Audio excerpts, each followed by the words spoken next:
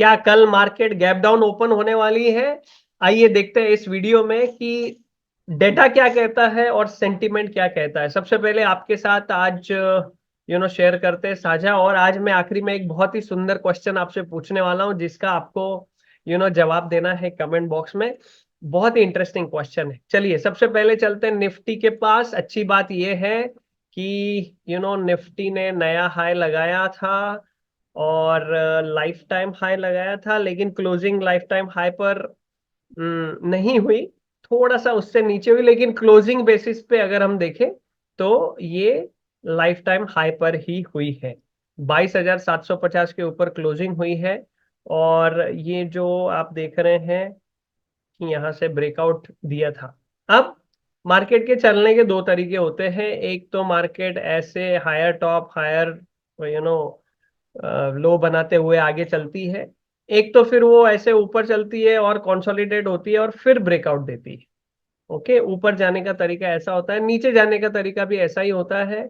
या तो वो लोअर टॉप लोअर बॉटम बनाते हुए चलती है, या फिर नीचे आती है फिर कंसोलिडेट होके फिर नीचे की ओर जाती है। सो प्राइस एक्शन कुछ इस तरीके से चलता है।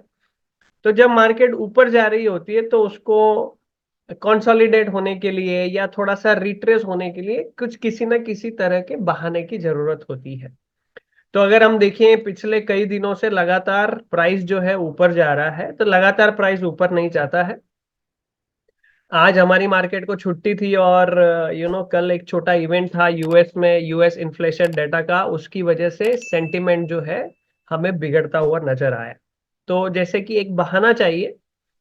तो मुद्दा ये है कि क्या क्या गैप डाउन होने के बाद जिस तरीके से हमारी मार्केट में मजबूती है, आगे क्या होगा। तो एनालिसिस करते हैं उसको। तो सबसे पहले 22,500 की जो लेवल जहां पर ये अभी ट्रेंड लाइन खींची है, ये बहुत ही अच्छा सपोर्ट का काम करने वाली है, सपोर्ट का काम करेगी। आ,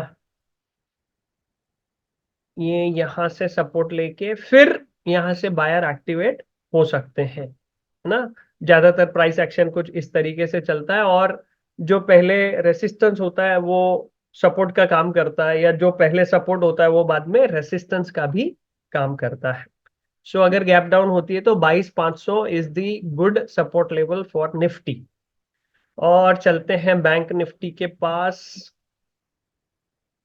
वो बैंक निफ्टी ने भी लाइफ टाइम हाई बनाया, लाइफ टाइम हाई पर क्लोजिंग दी।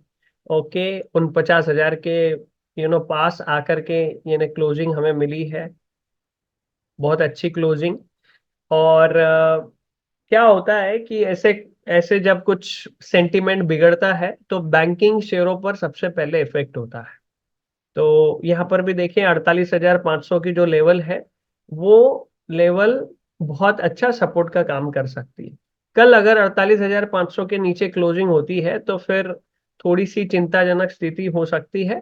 लेकिन फिर से एक बार मैं वही कहूंगा, इतने दिन से लगातार मार्केट ऊपर जा रही है और ऊपर इन्होंने तीन तीन डोजी बनाई है पिछले तीन ट्रेडिंग सेशन से। सो इनडिसिजिव कैंडल होती है तो डोजी के लो टूटने पर फिर पैनिक हो सकता है, लेकिन 48,500 will be good support level. तो डेटा के पास चल के देखते हैं कि डेटा क्या कहता है। Okay, let me stop sharing and share again, क्योंकि कभी कभी वो दिखाई नहीं देता है। चलिए, ये है आपका डेटा। सबसे पहले चलते हैं हम निफ्टी के पास। हाईएस्ट ओपन इंटरेस्ट यहाँ पर दिखाई दे रहा है 23,200 पे 18 अप्रैल का, और 22,700, 22,600, 22,500। Okay, all are good support levels. तो भरोसा बरकरार है बुल्स का। अभी तक यहाँ पर चिंता की बात यहाँ पर नजर नहीं आ रही है। इन्होंने पुट राइट किए, कॉल बाय किए हैं। अगर गैप डाउन होता है, पैनिक स्थिति बनती है, तो ये जो कॉल बाय करके गए इनका नुकसान होने लगेगा। तो फिर ये जल्दी से इसमें से एग्जिट होते हैं, फिर पुट में एंट्री कर लेते हैं। तो कल वोलाटिलिटी भी रहने की संभावना हमें नजर आ रही है, क्योंकि डेटा तो वो पॉजिटिव बना के गए हैं, लेकिन सेंटिमेंट जो है मार्केट का थोड़ा सा बिगड़ता हुआ नजर आया है। तो एक अच्छे ट्रेडर की निशानी ये है कि वो अपनी पोजीशन को यथासंभव तरीके से रिस्क मैनेज करके हेज करके रखे। ओके, क्योंकि मार्केट एक ऐसी जगह है जहां पर हमेशा हमें अनसर्टेनिटी का सामना करना होता है। Okay, uncertainty certain. तो चलिए चलते हैं। 16 अप्रैल का एक्सपायरी है, क्योंकि 17 तारीख फिर से छुट्टी है, बुधवार, श्री राम नवमी की। और ये 49,000 यहाँ पर स्टैडल लगे हुए हैं। 264, 348, तो करीब करीब 600 रुपए के आसपास इन्होंने प्रीमियम उठाया है यहाँ से।